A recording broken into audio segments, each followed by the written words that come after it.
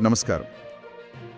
బీహార్ ఎన్నికల తర్వాత ఈ కాంగ్రెస్ పార్టీ పరిస్థితి మీద దేశవ్యాప్తంగా చాలా పెద్ద చర్చ జరుగుతోంది.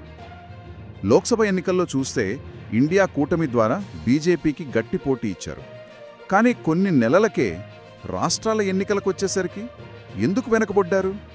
కొన్ని విశ్లేషణలేమో వాళ్ల స్ట్రాటజీ తప్పంటున్నాయి, కొన్నేమో క్షేత్రస్థాయిలో పార్టీనే లేదంటున్నాయి. సరే, ఈరోజు మనం ఈ విశ్లేషణలన్నింటినీ కలిపి చూస్తూ అసలు సమస్య ఎక్కడుందో కొంచెం లోతుగా చూద్దాం. ఓకే, ముందుగా ఈ వరుస ఓటముల్ని తీసుకుందాం. హర్యానాలో గెలుస్తామన్న ఒక రకమైన అతి విశ్వాసం, మహారాష్ట్రలో ఏమో మిత్రపక్షాల మధ్య ఉన్న గొడవలను తక్కువ అంచనా వేశారు. ఢిల్లీలో అయితే మరీ విచిత్రం, మిత్రపక్షమైన యాప్తోనే గొడవపడి బీజేపీకి గెలుపును ఒక రకంగా బహుమతిగా ఇచ్చారు. అసలు వరుసగా ఎందుకిలా జరుగుతోంది? దీని వెనక ఏముంది? మీరు చెప్పింది కరెక్ట్. ఇది ఏదో ఒక రాష్ట్రానికి సంబంధించిన సమస్య కాదు, ఒక ప్యాటర్న్ కనిపిస్తోంది. ముఖ్యంగా మహారాష్ట్రని చూస్తే అక్కడ శివసేన, ఎన్సీపీ వర్గాల మధ్య సీట్ల పంపకాలపై ఎంత అసంతృప్తి ఉందో కాంగ్రెస్ నాయకత్వం గ్రహించలేకపోయింది. ఒక అంతర్గత రిపోర్ట్ ప్రకారం గెలవగలిగే కనీసం 15 సీట్లను కేవలం ఈ సమన్వయ లోపం వల్లే ఓడిపోయారట.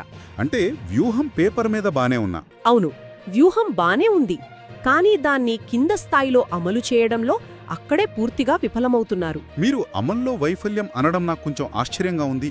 ఎందుకంటే లోక్సభ ఎన్నికలప్పుడు రాహుల్ గాంధీ లేవనెత్తిన ఆ ఓట్ల చోరీ అనే అంశం ఉంది కదా. అవును, అది దేశవ్యాప్తంగా ఎంత పెద్ద చర్చకు దారితీసిందో మనం చూశాం. బీజేపీ గెలుపుపై చాలామందిలో అనుమానాలు కూడా రేకెత్తించింది. మరి అంత బలమైన అస్త్రాన్ని బీహార్ లాంటి కీలకమైన ఎన్నికల్లో ఎందుకు సరిగ్గా వాడుకోలేదు? ఇక్కడే అసలు చిక్కు ఉంది. జాతీయ స్థాయిలో ఒక అంశాన్ని లేవనెత్తడం వేరు, దాన్ని ప్రతి గల్లీలో ప్రతి ఓటర్ దగ్గరకు తీసుకువెళ్లడం వేరు. బీజేపీ ఇదే పనిని చాలా పక్కాగా చేస్తోంది. ఓట్లు చోరీ అనే ఆరోపణను బలంగా ప్రజల్లోకి తీసుకెళ్లకుండా కాంగ్రెస్ నాయకులు మామూలు రొటీన్ ప్రచారానికే పరిమితమైపోయారు. అంటే సరైన టైంలో సరైన ఆయుధాన్ని వాడటంలో తడబడుతున్నారు. అంటే ఇది కేవలం ఒక వ్యూహాత్మక తప్పిదమేనా, లేక పార్టీలో అంతర్గతంగా ఉన్న సమస్యలకు ఇదొక ప్రతిబింబమా? ఎందుకంటే కొన్ని సర్వేలు చూస్తే ముఖ్యంగా కొత్త ఓటర్లు, అంటే ఓ 18 నుంచి 30 ఏళ్ల మధ్య వయసున్న వాళ్లని ఆకర్షించడంలో కాంగ్రెస్ వెనకబడింది అంటున్నారు. ఖచ్చితంగా ఇది లోపలున్న సమస్యల ప్రతిబింబమే. బీజేపీ కొత్తగా సోషల్ ఇంజనీరింగ్ అంటూ ముందుకు వెళ్తోంది. దాన్ని ఎదుర్కోవడానికి కాంగ్రెస్ దగ్గర సరైన ప్రణాళిక లేదు. వాళ్ళింకా పాత ఓటు బ్యాంకు రాజకీయాలని నమ్ముకుంటున్నారు. బీహార్లోని ఒక సీనియర్ నాయకుడు అన్నారట, ఢిల్లీ నుండి మాకు ఆర్డర్స్ వస్తాయి, కానీ అవి అమలు చేయడానికి కింద మా దగ్గర బలముండదు, డబ్బులుండవు అని. ఆ ఒక్క మాట చాలు పరిస్థితి అర్థం చేసుకోవడానికి. అంతే, క్షేత్రస్థాయికి అధిష్టానానికి మధ్య కనెక్షన్ పూర్తిగా పోయింది.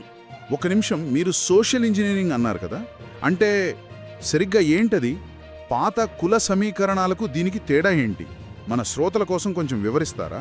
తప్పకుండా.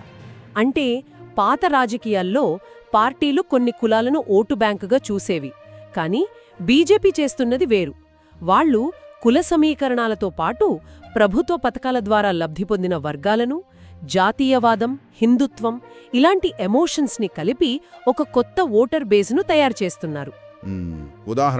ఉదాహరణకు ఉజ్వల యోజన కింద గ్యాస్ సిలిండర్ పొందిన మహిళలు లేదా కిసాన్ సమ్మాన్ నిధి పొందిన రైతులు, వీళ్లంతా కులాలతో సంబంధం లేకుండా బీజేపీకి ఒక వర్గంగా ఓటు వేస్తున్నారు. దీన్ని ఎదుర్కోవటంలో కాంగ్రెస్ ఫెయిల్ అవుతోంది. మీరు చెప్పినట్టు సమస్య ఇంత లోతుగా నిర్మాణాత్మకంగా ఉన్నప్పుడు కేవలం ఎన్నికల వ్యూహాలు మార్చుకుంటే సరిపోతుందా? సరిపోదు. ఖచ్చితంగా పెద్ద మార్పే అవసరం. ముందు వాళ్లు తమ బలాబలాలపై నిజాయితీగా ఒక సమీక్ష చేసుకోవాలి. క్షేత్రస్థాయి నుంచి పార్టీని మళ్లీ కట్టాలి. యువతకు ప్రాధాన్యత ఇవ్వాలి అంటారు. అవును, యువతకు కొత్త ఆలోచనలకు ప్రాధాన్యత ఇవ్వాలి. మోదీపై వ్యక్తిగత విమర్శలు ఆపి విధానపరమైన ప్రత్యామ్నాయాన్ని ప్రజల ముందు ఉంచాలి. ఉదాహరణకి కాంగ్రెస్ పాలిస్తున్న తెలంగాణ, కర్ణాటక మోడల్స్ని బీజేపీ పాలిస్తున్న రాష్ట్రాలతో పోల్చి చూపించాలి, తేడాలు వివరించాలి. కానీ ఇంకొక వాదన కూడా ఉంది. ఇది కాంగ్రెస్ వైఫల్యం కంటే మోదీ చరిష్మా, ఆ బీజేపీ ఎన్నికల యంత్రాంగం ముందు ఏ వ్యూహమూ పనిచేయట్లేదు అని. ఇందులో నిజమెంత? అందులో కొంత నిజముంది, కాదనలేం. కాని అదే పూర్తి నిజం కాదు. బీజేపీ బలంగా ఉందని చేతులు కట్టుకుని కూర్చోలేరు కదా. కాంగ్రెస్ ఇప్పటికీ అవకాశాలు సృష్టించుకోగలుగుతోంది. కాని వాటిని గెలుపుగా మలుచుకోలేకపోతుంది. కరెక్ట్. అధికారం ఉన్నా లేకపోయినా నిరంతరం ప్రజల కోసం పోరాడే ఆ పాత సంస్కృతిని మళ్లీ అలవర్చుకోవాలి. అప్పుడే జనాల్లో నమ్మకం వస్తుంది.